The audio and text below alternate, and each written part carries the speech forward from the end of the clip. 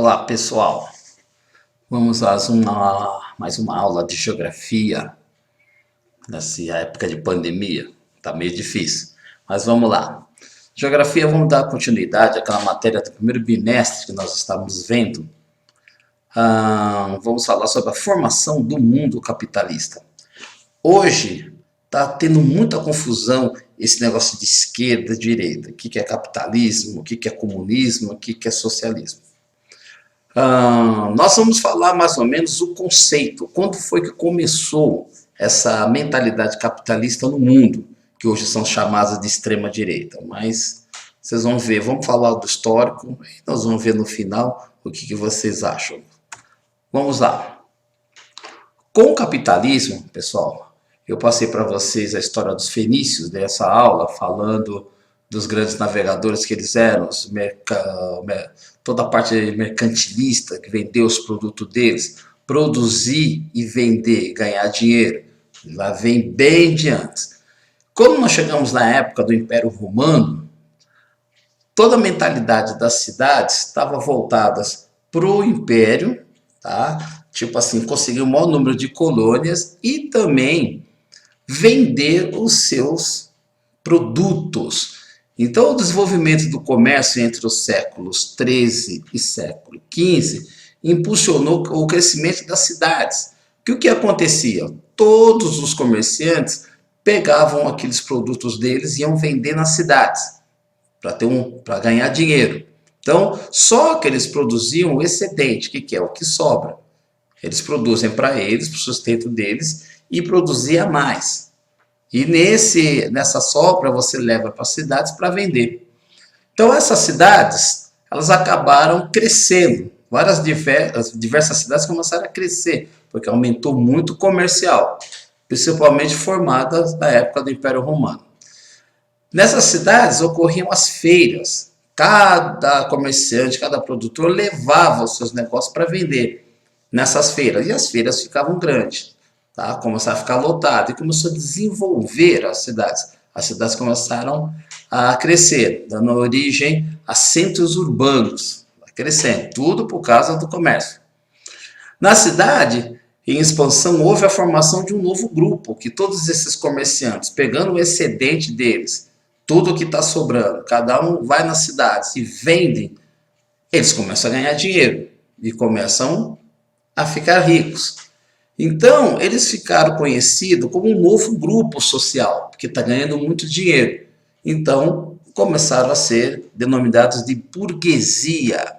Tá? Então, os burgueses começaram a surgir aí. São grandes comerciantes que estavam ganhando uma grande soma de dinheiro vendendo a produção deles. Vamos lá.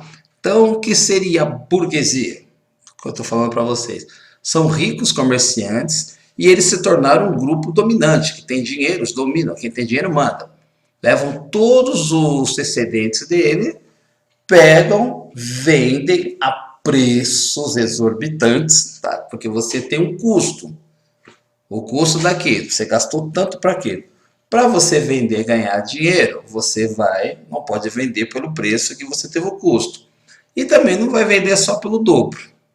Porque os caras começam agora a querer ganhar muito mais. Então, se você tem um custo de um produto de R$100, você não vai vender ele por 200, você vai vender ele por 300. Para você ter de volta os 100 que você utilizou para produzir, outros 100 para ele reinvestir e outros 100 para o bolso dele. Tudo isso gerou o quê? Gerou uma situação que começaram a denominar de lucro, surgimento do lucro. Você tem um custo de 100 e vende por 300. Outros 100 que você coloca no bolso, 100 você vai usar de novo para produzir e os outros 100 vai ser de investimento. Então eles começaram a ficar ricos, por isso ficaram denominados de burgueses. E a burguesia existe até hoje, que proporcionou um grande acúmulo de riqueza pela burguesia. Como eu já acabei de explicar para você, muito dinheiro. Iniciava assim a primeira fase do capitalismo, primeira fase, que ficou conhecida como capitalismo comercial ou mercantil. Eu gosto de falar capitalismo mercantil, porque são vendas de mercadoria. Porque lá na mercadorias, né? Lá na frente depois vocês vão ver o capitalismo industrial, são várias fases. Então eu gosto de chamar, apesar que está correto falar capitalismo comercial, mercantil, eu prefiro denominar de mercantil, fica mais fácil para o entendimento. Então o que seria o capitalismo mercantil? É o surgimento da burguesia, que são os ricos comerciantes que vendiam os seus produtos, tá? E ganhavam muito dinheiro com isso daí. Tá? Deu para relembrar. Vamos lá. Agora, para você crescer no seu negócio, lembra que eu falei, você tem a produção de 100, você vai vender por 300, porque 100 é o seu lucro, você vai colocar no bolso. Os outros 100 é para você reinvestir. Mas a ideia é ganhar muito dinheiro, só que as cidades estavam pouco longe. Então, para você vender em locais muito longe e as mercadorias no maior número, tinha que ser através das navegações. Você vai ter que investir num transporte, que seriam as caravelas, os barcos, os navios, para você encher de mercadoria e levar essa mercadoria às cidades distantes. Então, com o comércio crescendo cada vez mais, os capitais se acumularam nas mãos dos burgueses. E vai ganhando dinheiro, vai ganhando dinheiro. Aí, você já sabe o resultado. Outros acontecimentos contribuíram para a expansão do comércio na Europa e em outros lugares do mundo. Para você vender bem, você tem que montar uma infraestrutura. Então, você tem que começar a investir dinheiro em outros conhecimentos tecnológicos e geográficos. Com os conhecimentos geográficos, houve uma grande mudança na Europa, pois viajando em várias direções, o comércio se desenvolveu e estimulou a expansão marítima. Eu quero vender mais, então vou comprar mais barco, vou comprar mais navios, vou investir numa embarcação um pouco mais leve, mais rápida, preciso levar vantagem em cima de todos. Não se esqueçam que os grandes centros, os grandes países que exportavam tudo isso aí, era França, Inglaterra, Espanha e Portugal.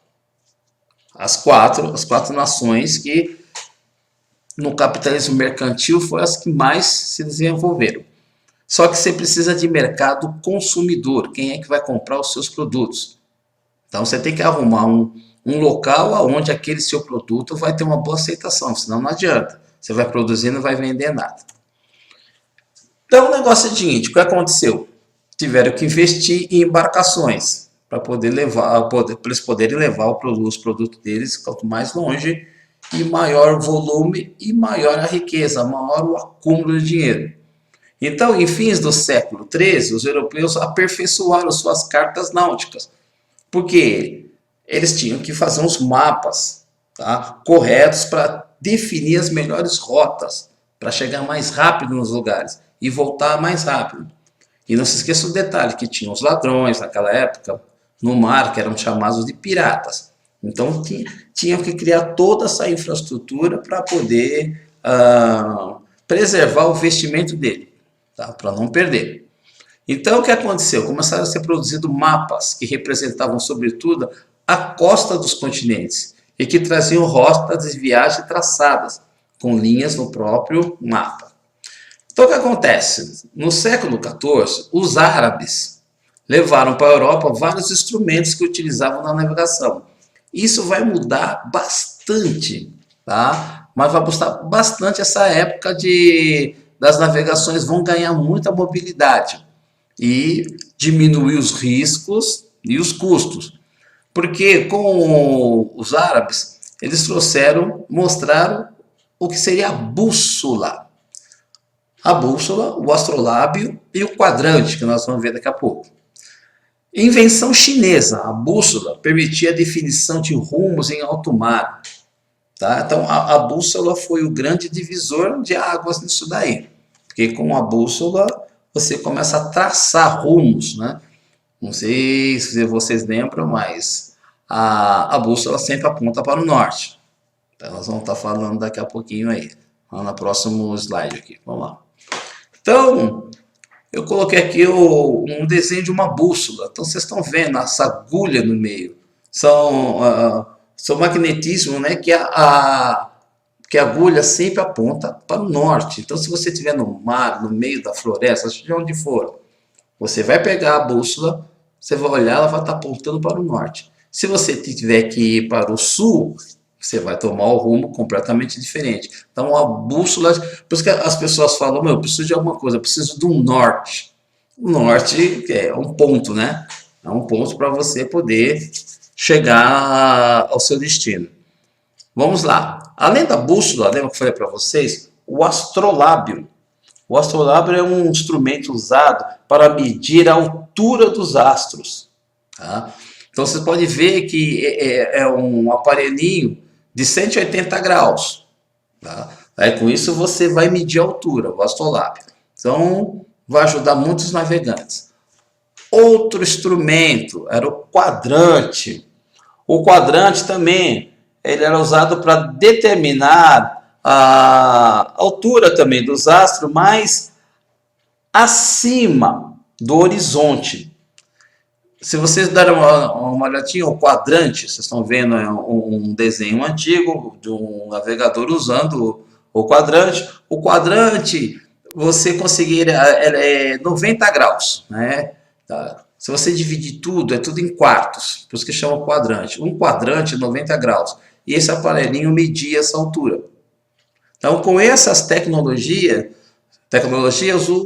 os grandes navegadores, os grandes países, as grandes potências utilizaram.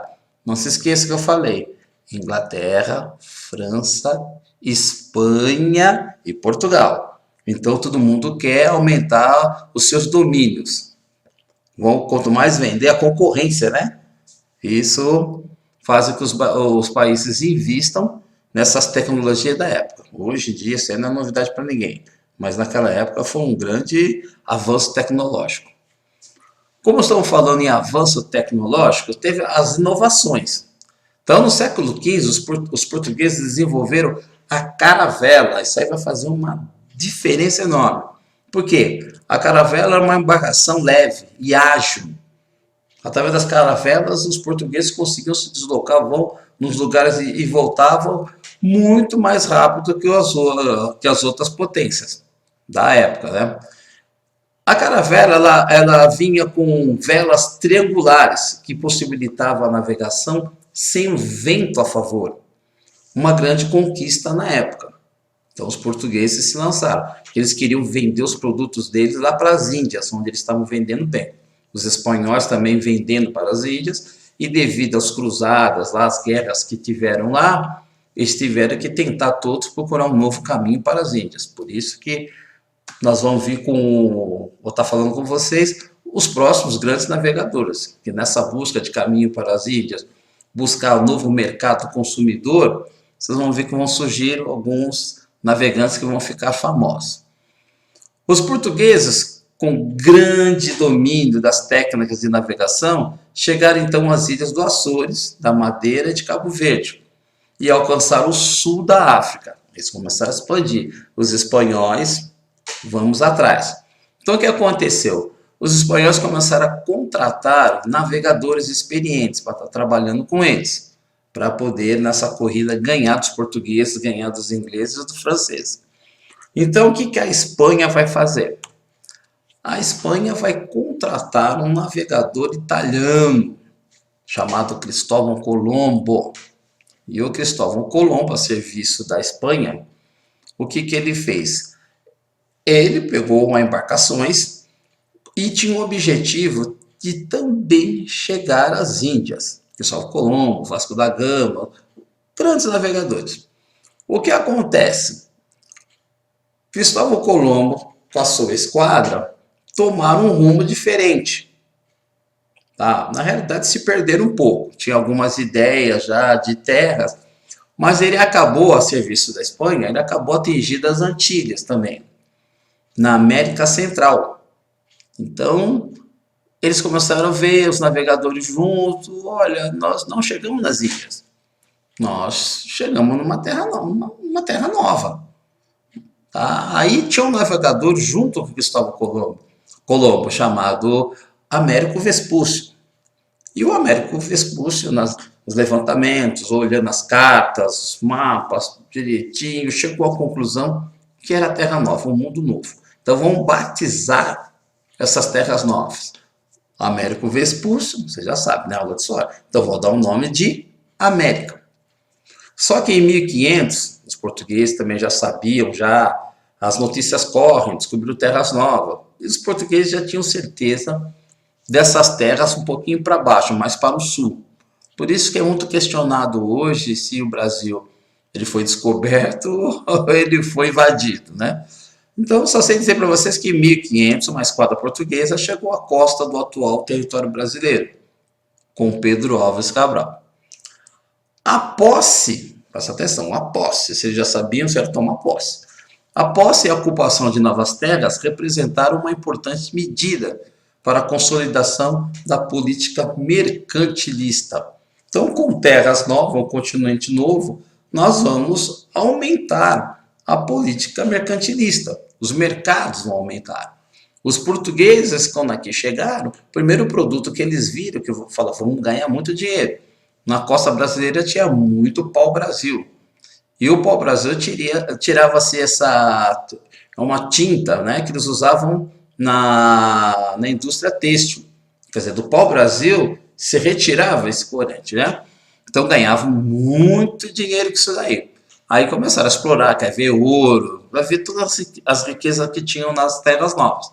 Então vocês estão vendo que, explicando, a Inglaterra também ficou sabendo, também tentou um pedaço, tanto é que eles ficaram mais com a parte da América do Norte. Depois vai ter uma disputa com a Espanha que vocês vão ver. Os franceses saíram tarde, por isso que os franceses acabaram invadindo terras dos outros, como invadiu aqui o Brasil lá no Nordeste. Essa primeira parte é para dar uma ideia para vocês do que é, tá? Ou como é que se começou a se formar essa ideia capitalista, a formação do mundo capitalista, o mundo mercantil. Nas próximas aulas vão estar vendo o desenvolvimento industrial, tá? Mas iniciando uma nova fase, que a primeira fase é o capitalismo mercantil. A segunda fase nós vamos ver daqui a pouco o capitalismo industrial. Está aqui a bibliografia. Pessoal, vamos dando continuidade em toda essa parte do capitalismo que é muito importante saber, porque hoje o mundo está toda essa briga aí para vocês entenderem. Como é que o surgimento do sistema capitalista, os bancos, o dinheiro em papel, moeda. Então, nas próximas aulas nós vamos estar abordando. Beleza, pessoal? Até a próxima.